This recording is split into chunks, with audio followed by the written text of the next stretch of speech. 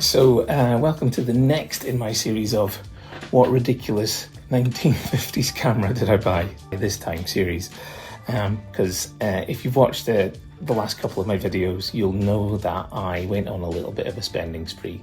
My last video was about the Minox 35, which I loved back in the day and still love to this day, and you can probably see it up there. I don't know, I'm new to this, so somewhere up there. And the next on my list, I wanted to actually see if I could move up to medium format, because that's basically the format I lived in when I was working with film many years ago. So I think the last medium format camera I had was, well, I had two. I had a medium format Hasselblad 500cm and also the Mamiya 6MF, which was beautiful, and I really want to move up to that, but it's quite pricey at the moment. So that's probably for, I don't know, a year or two down the line.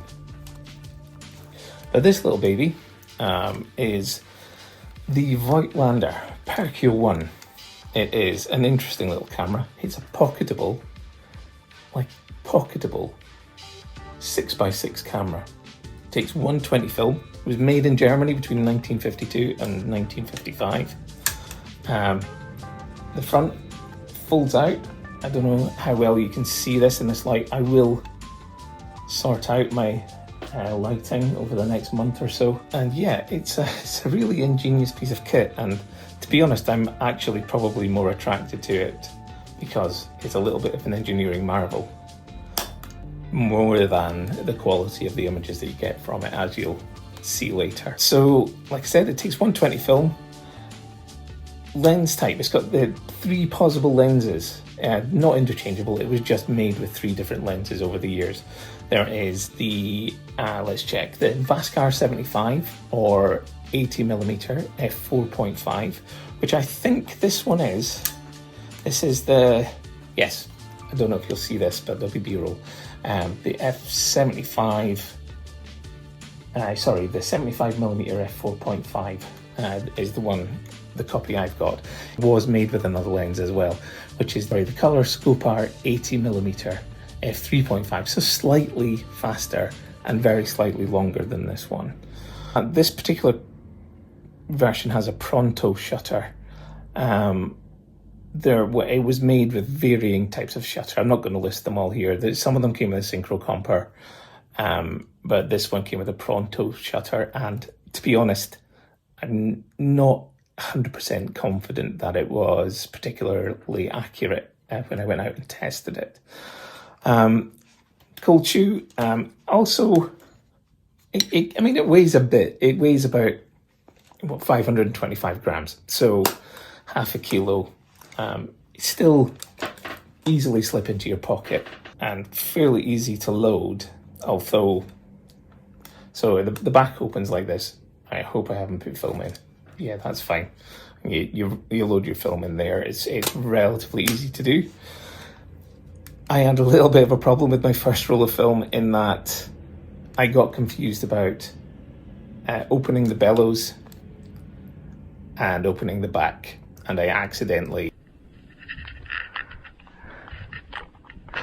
No.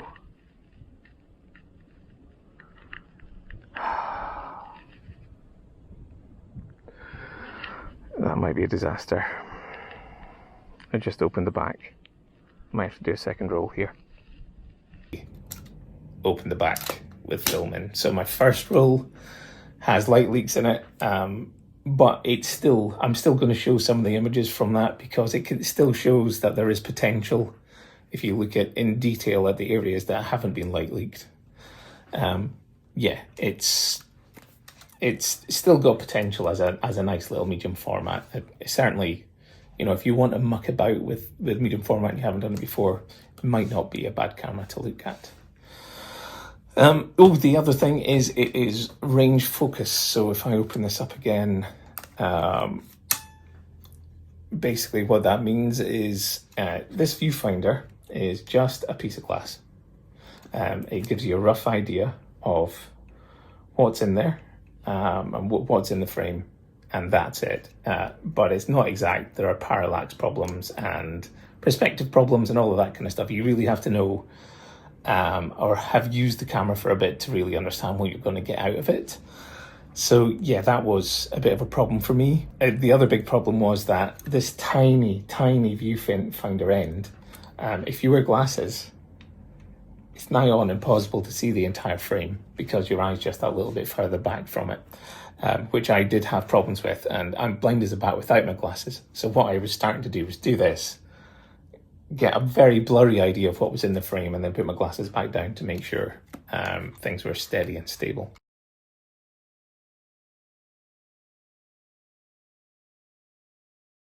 So just before we head out, one of the things I'd like to kind of cover is that there were far too many variables that I wasn't particularly sure of for my liking when I was using this camera. For a start, I wasn't sure if the shutter speeds were particularly accurate on this. I wasn't sure. I was using a light meter that was new to me, a secondhand Minolta light meter, and that was I'm not new to light meters. I used the Gossen Luna 6 for a very long time, but I just wasn't convinced it was accurate.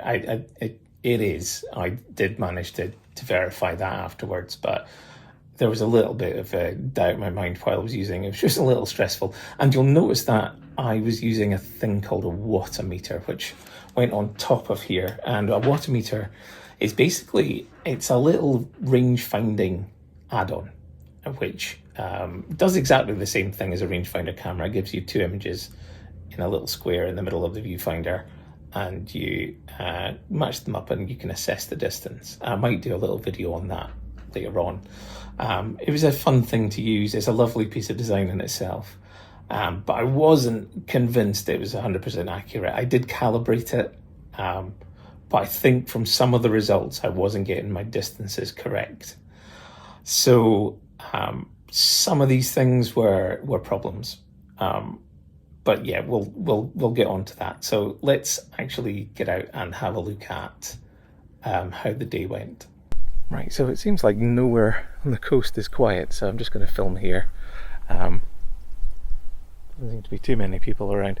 Right, so I quite like this kind of sculptural shape.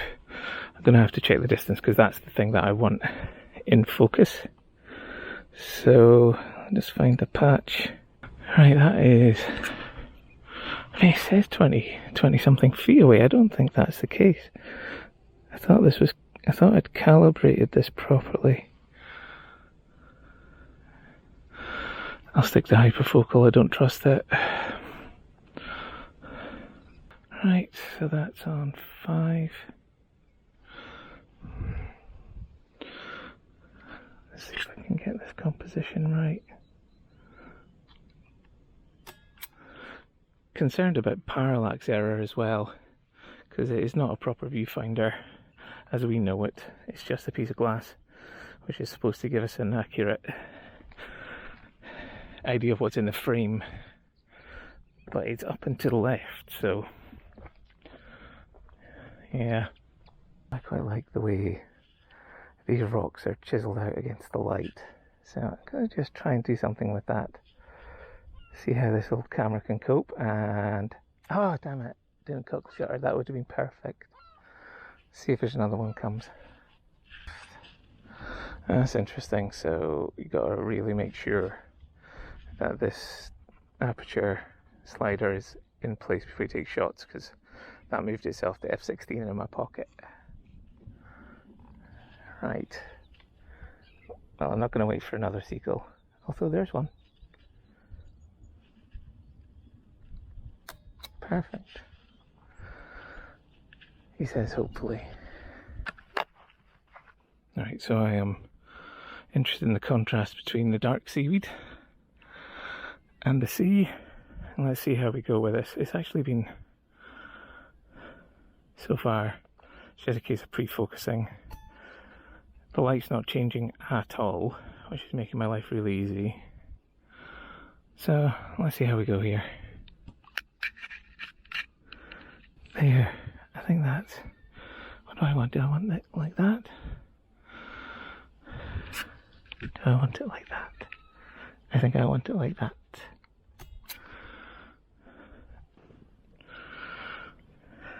Getting this wound on is a hell of a job, it has to be said. I just wish I hadn't ruined this roll. Hopefully the last half of the roll will be alright, but I have my doubts. I think that's it wound on now. So let's see if I can get this out of my pocket. It is actually a pocketable medium format camera. Well, I'm using a thing called a water meter, which is at the top, which gives me the range, because that's the only way to focus, really, to know your distances. But this tiny viewfinder here, the only way to really see what's in the frame is to get your eye right up against it, which means it's a problem for glasses wearers. So what I'm having to do is suss things out and then do this and hope that I've kept it in frame. So if you're a glasses wearer, it might actually not be for you. I might have to start wearing contacts again if I want to use this on a regular basis.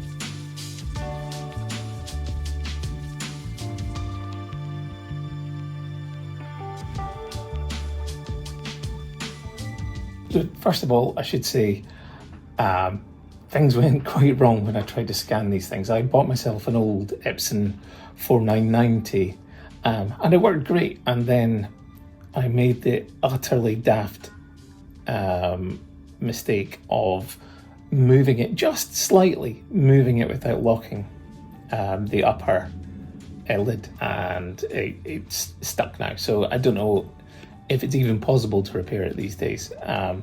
What I did though was I learned how to scan with a DSLR, which worked out quite well, and I ended up using Negative Lab Pro, doing the trial, and it worked so well I just ended up buying it immediately. So I might actually do a video on that as well, which is, you know, another reason to like and subscribe, particularly subscribe if you want to know when I produce that video. But yeah, it was a bit of a learning process, but I think I've got somewhere with it now. But what I thought I would do is just look at a few of these images and see where I see my problems being. And, you know, one of the problems majorly caused by me when I created a massive light leak in the first roll of film. There isn't that issue in the second roll of film. So but there are still issues, and I think one of those issues is maybe haze in the lens or a slight light leak, just a tiny pinhole in the bellows. So we'll see. But what I thought I'd do is let's just have a look at, well, first of all, I mean, you can see the massive light leak here, which is, you know, fine, to be expected. And you can see it's actually not that bad for a 1950s camera, although I think I have some focus issues. I definitely have some cleanup to do here. But yeah, it's not bad, I would say, if you don't look too closely. I think a little bit of sharpening. I know it's heresy, but I'm wondering about AI Sharpen, Topaz's AI Sharpen here, to fix some of these issues. But as it stands, light leak aside, I don't think it's too bad. Let's have a look at this one. I did a little bit of work on the iPad here. It's very, very, very... I still have trouble dealing with the size of the grain in film, even in 6x6. This is this bugs me a little bit, and I know I've just got to get used to it, and I know that this is what things were like to a certain extent. But yeah, it's something that still takes me by surprise, because I've been spoilt by modern sensors, especially in that thing, the XT4. So yeah, that's something that, yeah, I mean, actually, I quite like the tonality of this. I quite like the way it's reproducing tones. So I don't have much of an issue with this. There's definitely some camera shake though, and that is a running theme with a lot of this work. So let's see, yeah, here we go. That was, I think, one of my favorite images. I actually really like the way that this is worked. It's kind of how I envisaged it in the viewfinder as well. So in terms of looking through the viewfinder and kind of pre-visualizing what I wanted to get. Again, I think there is a little bit of a problem here in terms of focus. Now I wonder if that's from the water meter rather than the lens. I was definitely trying to use my hyperfocal distance, but I think that possibly the water meter was giving me the wrong distance. They're both in feet and inches, so it's not a conversion problem. So yeah, that's an issue. So I think that is focus rather than that. I mean, there may even still be a little bit of motion blur, but the thing is, it was a bright day. I was working around about 120th to 250th of a second,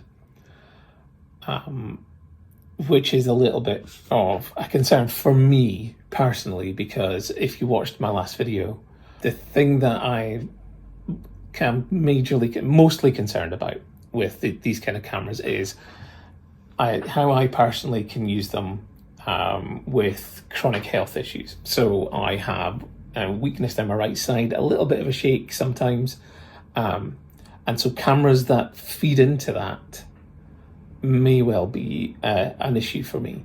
And I think maybe that's what's coming through here, is that with kind of chronic fatigue and neurological problems, it's the way that you take the photographs, the way you cock the shutter, and how it's not particularly stable in the hand. I think how that feeds in to existing issues.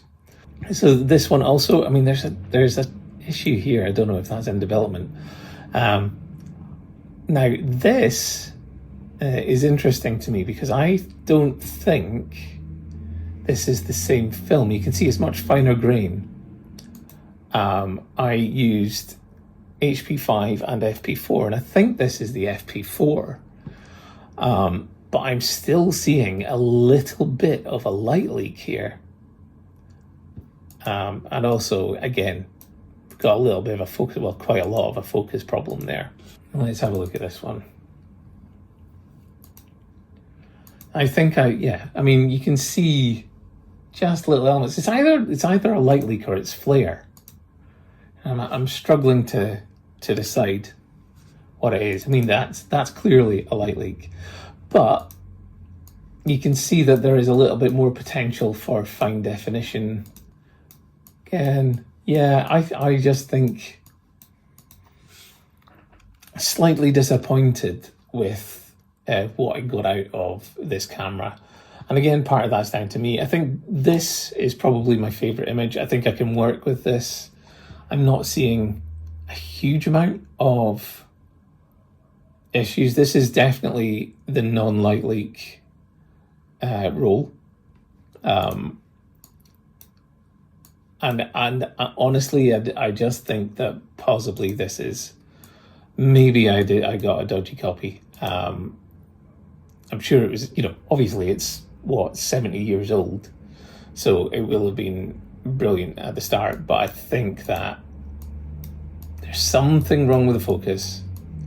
I think there's an issue with the shutter speeds on mine. Although, that said, the exposure-wise, it seems fine. but I just can't decide whether I'm seeing lack of focus accuracy or a bit of shake from me, which would be weird at 250th of a second, or a little bit of both. I don't know. But I think overall, it was an interesting process. This image confuses me because this looks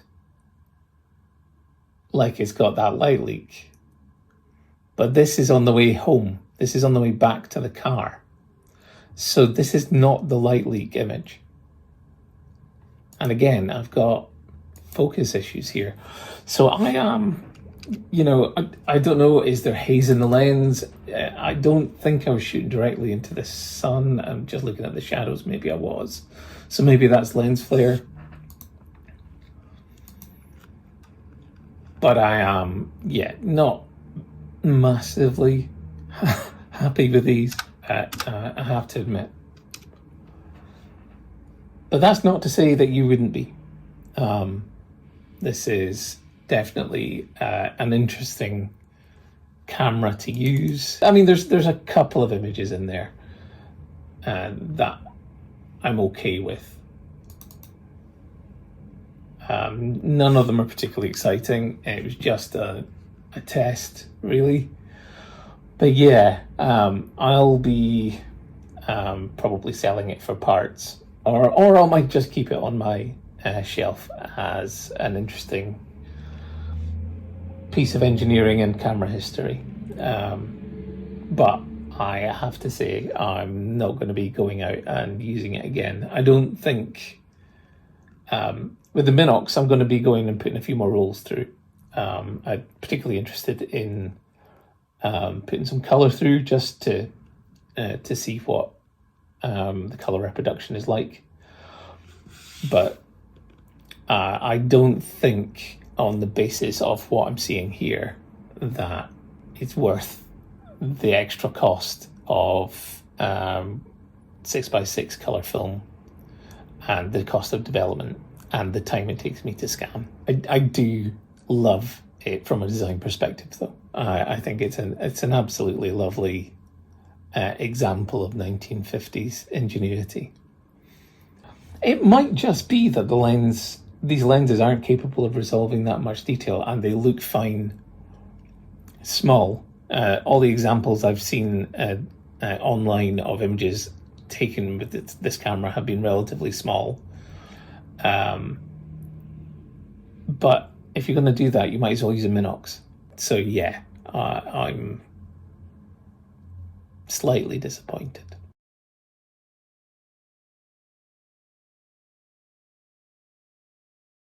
But to be honest, I'm not sure with cameras like this that's the point. But it's certainly not good enough for me to be using on a regular basis.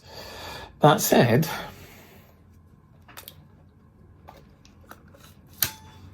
it's lovely. It's the kind of camera I used to be fascinated by as a child. My granddad had something like this in some drawers in the living room, and I remember being absolutely fascinated by it. So in a way, I'm actually quite pleased that I got to try something like it and understand what it's like to use. I do think that, the 1950s ergonomics make it quite difficult to, from a chronic health point of view, make it quite difficult to use at times.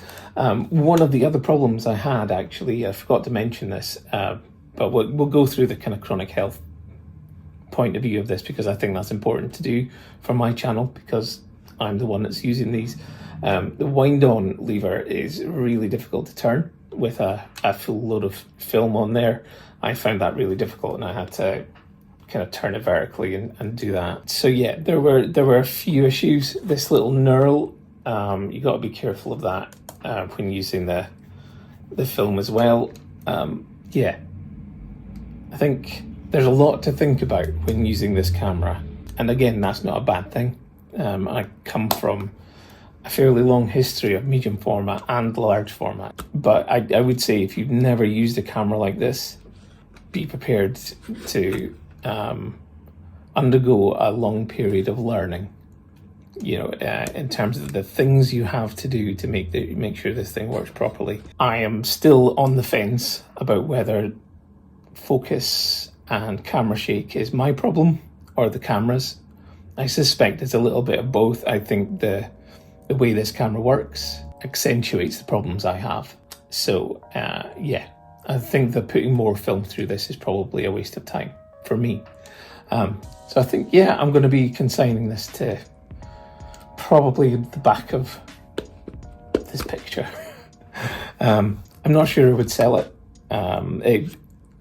Talking of which, it cost me about £120 on eBay. I'm not sure I could in all good conscience sell this on, because I think that there is a light leak. I think that there is possibly some haze on the lens as well.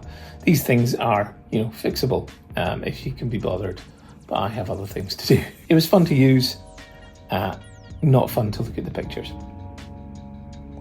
So anyway, I hope that was informative. Going to be doing more of these. The next one up is another 1950s. I think it's a rangefinder 35mm camera called the Super Paxette, which is an interesting looking, gorgeous looking camera. Again, I hear my doots, it's going to actually suit me. And then the one I'm really looking forward to is a Mamiya. It's a twin lens reflex Professional F, I think. A C3, it's either C220 or C330 Professional F, and my copy is a little bit of a Frankenstein. Somebody did a really good job at repairing it at some point, and it's an interesting camera, and I'm already very fond of it. So I'm looking forward to getting to that. But before I do that, I'm going to be doing the Super Paxette. So yeah, I hope you like this. I'm sorry the images weren't particularly exciting, and yeah. Consider liking, consider subscribing if you enjoyed it, and stay safe, stay well, stay happy, and goodbye.